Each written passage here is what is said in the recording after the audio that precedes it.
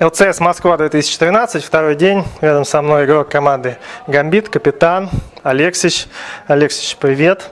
Спасибо, что согласился дать интервью. Ну, вчера вот вы отлично выступили, обыграли Альтернейт. Какие впечатления в целом от первого дня в Москве на турнире такого уровня?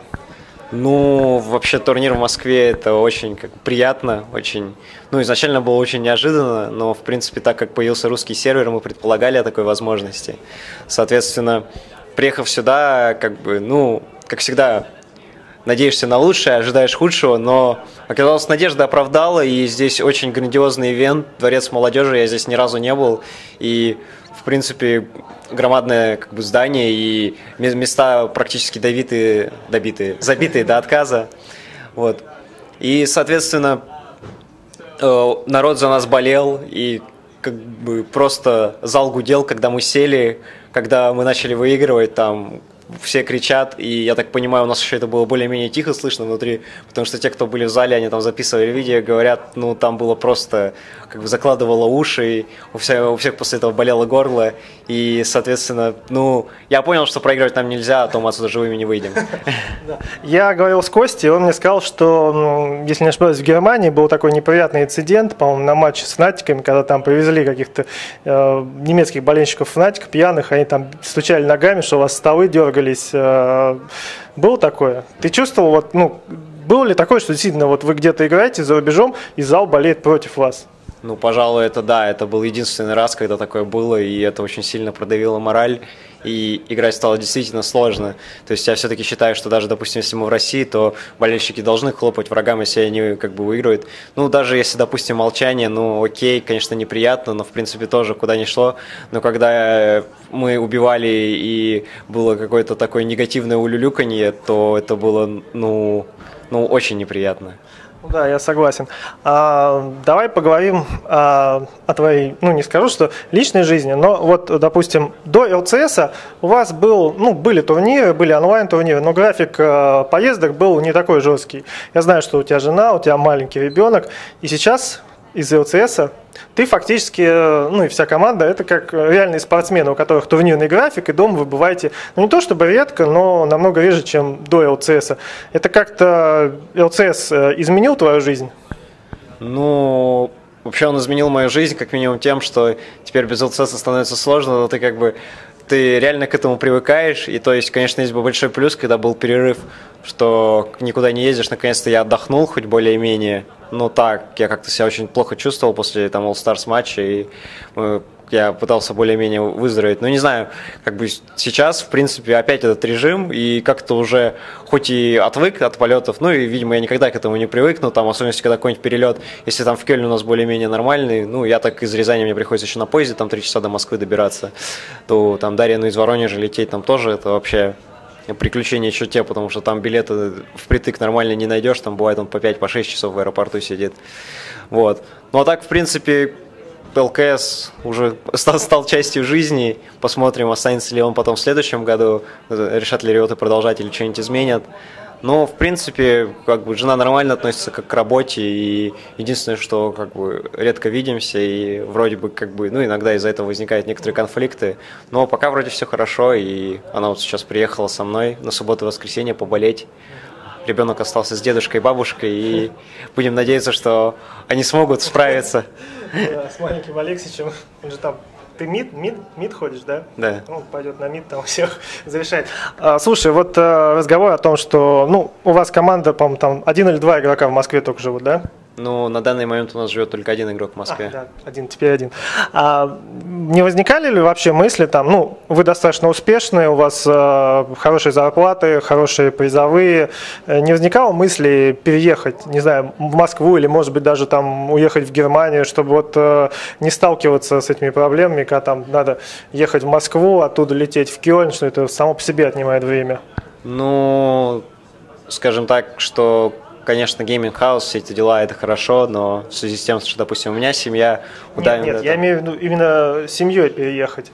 С семьей, во-первых, так, если просто переехать, то, в принципе, у меня возникает, но, пожалуй, это, грубо говоря, если я останусь, то в будущем мы переедем в любом случае с женой куда-нибудь, потому что, ну, в Рязани сейчас как бы нам нужна поддержка родителей, родственников, и сейчас нам, ну, нужно как бы, ну, не хочется, ну, не нужен лишний стресс для ребенка и как бы для жены.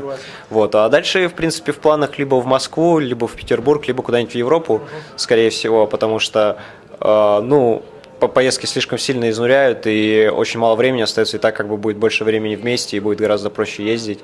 Вот. В принципе, ну, то есть, как бы, я думаю, что Даймонду и так удобно из Питера, потому что из Питера почти всегда прямые рейсы есть, ну, он прямо оттуда летит, он не через Москву летит. Допустим, вот у нас новый игрок Даркер, ну, неизвестно, останется он или нет в составе, он тоже, как бы, ну, из Калининграда у него есть прямой рейс, то есть ему тоже очень удобно. Соответственно, основные проблемы как возникают у меня и у Дарьяна. Насчет Дарьяна я не знаю, но я все-таки хочу как-нибудь решить этот вопрос, потому что чувствую, так долго мы не выдержим с таким графиком. А вот ты затронул тему вашего нового игрока, Даркера. Вы его взяли как раз практически перед самым началом этого Супервика, перед Дримхаком. Ну, у вас уже было несколько официальных матчей. Какое лично у тебя сложилось о нем мнение? Ну, Даркер очень хороший игрок в плане поведения в замесах, ну и так понимания игры. Ну, ему не хватает опыта, это сразу как бы видно с вардингом, с всякими ношениями ораклов и так далее, то есть он немножко отстает от других саппортов, но в плане поведения в замесах как бы сказывается то, что у него опыт, ну, довольно-таки неплохой, и в замесах он все делает хорошо. Ну и на линии как бы некоторые проблемы у них возникают с Генджей, но в принципе как бы если так брать, то именно основная часть как бы игры это замесы, то есть он там показывает себя очень хорошо. Когда вы выбирали, кого взять на замену Госу Пепперу, много кандидатур было? Ну, мы практически не выбирали, потому что Даркер, как бы, ну, мы с ним играли прямо перед этим, грубо говоря, 2 недели назад. Ну, там были некоторые обстоятельства, что пришлось с ним поиграть. Вот, и, соответственно, дальше, как бы, первая идея была, ну, почему бы не он, ну, не его попробовать. Ну, как бы, там кандидатур, в принципе, в России немного, есть такой игрок, как Make Me Split, есть Димонка, ну, Димонка, мне кажется, похуже играет, Make Me Split получше, но Make Me Split известен своим характером сложным, поэтому Даркер, в принципе, как игрок, он неплох, и у него довольно-таки такой, ну, мягкий характер в плане того, что он, ну, как бы с ним очень легко найти общий язык, соответственно, мы решили, что лучше всего попробовать с ним, ну, и как бы сейчас по результатам будем смотреть, решать командой. Окей. Здесь, помимо ЛЦС, проходит русская квалификация к Gamescom.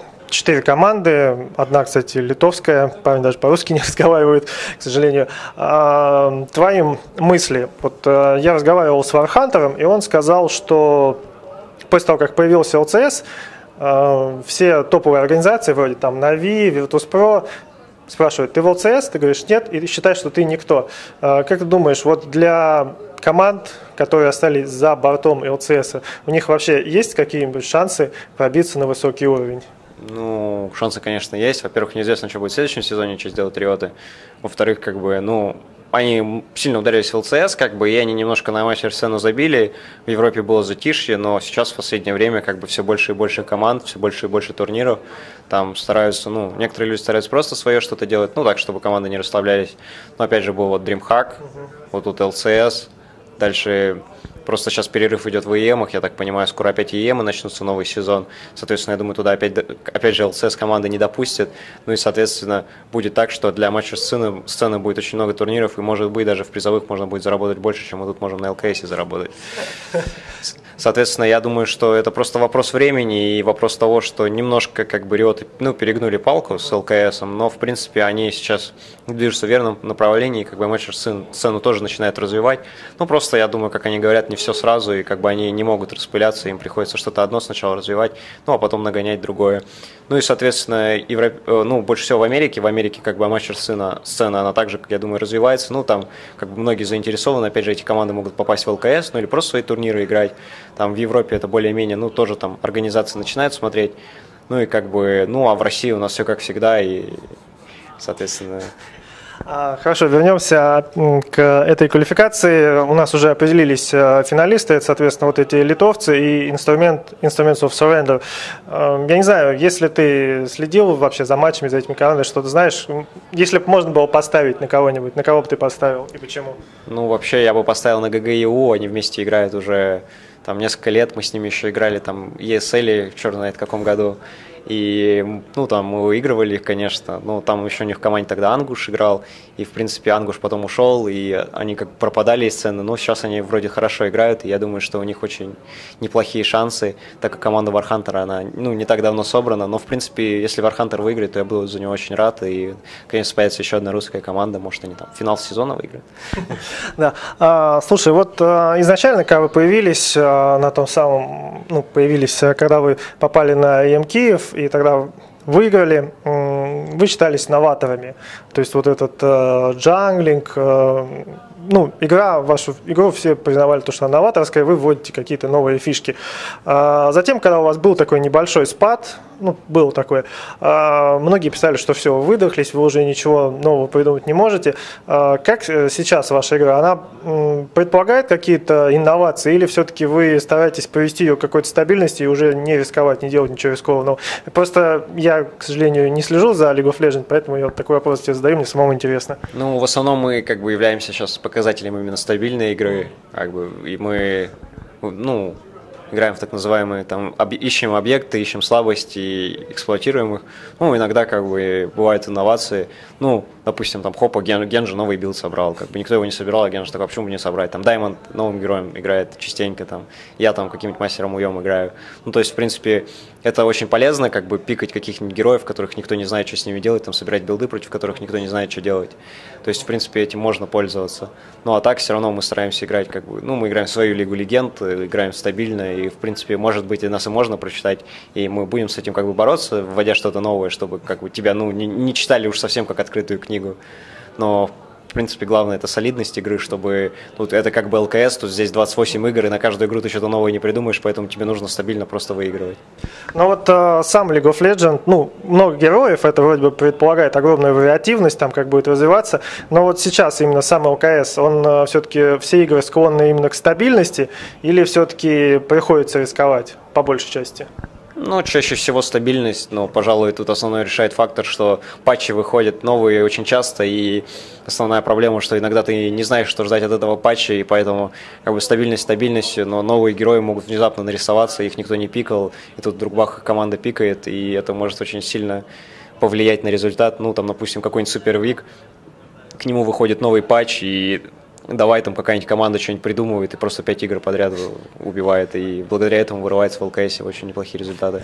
Понятно. Огромное спасибо тебе за интервью. Если есть что сказать поклонникам, фанатам, какие-то напутствия, то самое время это сделать. Ну, я бы хотел в первую очередь поблагодарить наших спонсоров BenQ, SteelSeries, Pringles и Twitch за то, что они нам помогают, и благодаря им мы, в принципе, здесь, там, везде можем летать и особо не напрягаемся. Ну и хотел бы сказать спасибо всем нашим фанатам, которые, во-первых, пришли сюда, Дворец молодежи, особенно всем фанатам, которые приехали из других городов. Это вообще, не знаю, для меня было вообще неожиданно, что здесь будет такой ажиотаж, и что билеты выкупят просто меньше, чем за день. И поэтому спасибо вам всем. Ну и спасибо всем, кто болеет за нас в онлайне. Просто спасибо. Спасибо, желаю удачи вам в следующей игре. Спасибо тебе за интервью. На ЛЦС удачи, надеюсь, возьмете, наконец, свой главный приз.